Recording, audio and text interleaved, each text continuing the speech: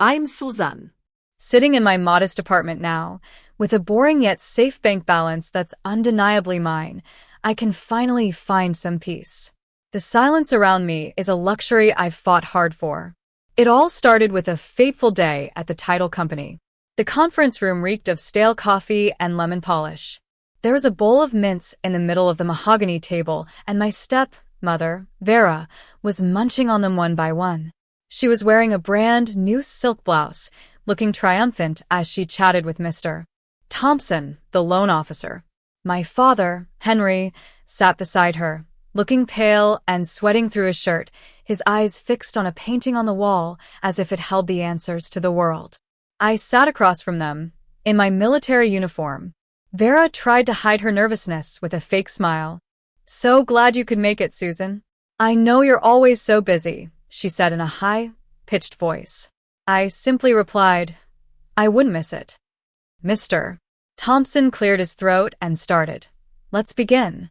Since there are multiple parties involved, we'll go step by step." He slid a thick document towards Vera. "This is the loan application. Please verify the information, especially the declarations on page 3. It was the moment of truth. I watched as Vera picked up the pen. Her hand was steady. She was so sure of her plan, thinking I was just a pawn in her game. Mr. Thompson droned on, "The down payment of $50,000 in escrow. You're certifying it's from your personal savings and not borrowed.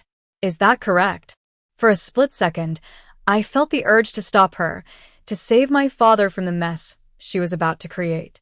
But I held back. If I stopped her now, it would just be a family squabble. I needed her to cross the line and become a federal criminal. "Yes, that is correct," Vera said clearly, checking the box and signing her name. The sound of the pen on paper was like a death knell.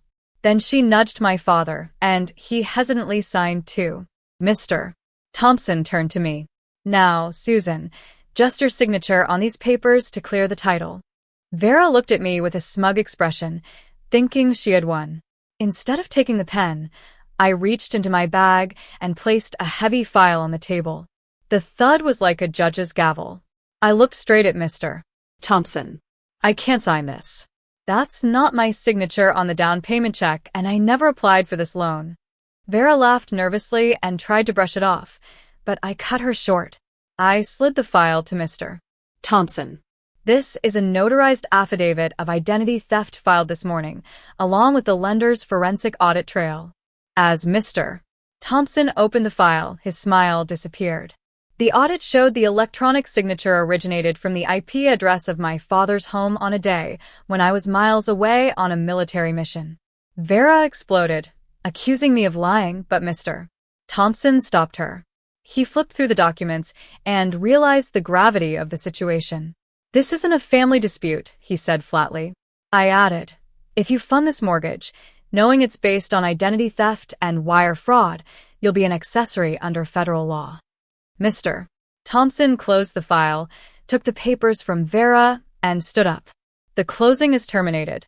This transaction is frozen." Vera started screaming, while my father sat in silence. Mr. Thompson called security. As I left calmly, Vera rushed into the elevator and attacked me, trying to grab the file. I restrained her under the security camera and told her, "This is a boundary you won't cross again." When the elevator opened, security took her away. Outside, my phone rang, but I didn't answer. I blocked her number and my father's, not out of anger, but for self-preservation. Let me rewind a bit. I'm a combat medic, and I've always been cautious with my finances. I check my credit report every week, a habit born from years of living in a house where privacy was a luxury. A few days ago, back on base, I was doing my regular credit check. Everything seemed normal until I saw a hard money lender had run a credit check on me. I called my father, Henry. When he answered, I skipped the pleasantries and asked, "Why is a high-risk lender checking my credit?" He stammered, "It's nothing. Vera was just looking into some investments. Maybe she clicked the wrong button." But I knew he was lying. Vera was a calculating woman. She had always seen me as a financial burden. I remembered when I was 17, sitting at the dining table doing my homework while Vera paid the bills. She looked at me and said, "You have no idea how much it costs to keep you alive. The food, the clothes, everything." She even had a ledger where she tracked every expense on me, seeing it as a loan she expected to be repaid. I knew Vera wasn't just being greedy. She thought she was collecting a debt. So I decided to dig deeper. I went straight to the lender's website. Using my email, I managed to reset the password and gain access to the account she had created in my name. There, on the dashboard, in bold green letters, was a loan approval for $50,000 pending disbursement. I found the audit trail and discovered the IP address of the signature, which was from my father's home on a day when I was on a military mission. I downloaded all the evidence and created a folder named Evidence. A few days later, Vera called me. Her voice was sickly sweet as she said, "Susan, honey, your father and I found the perfect lake house. But there's a small problem. The bank needs your signature on some release forms to clear an old student loan." I knew it was a lie. I had paid for my education through my military service, but I decided to play along. I needed her to expose herself fully. So I agreed to go to the closing. I knew what I was doing. I was ready to take her down. Weeks later, Vera was indicted for wire fraud, aggravated identity theft, attempted bank fraud, and assault. The house deal fell through, and my father lost his retirement savings to cover her debts. I sent him a copy of the permanent restraining order, and now I'm finally free from their toxic influence. If you've ever had to protect yourself from those who should have protected you, leave a heart. And if you want to know more about the court case, subscribe.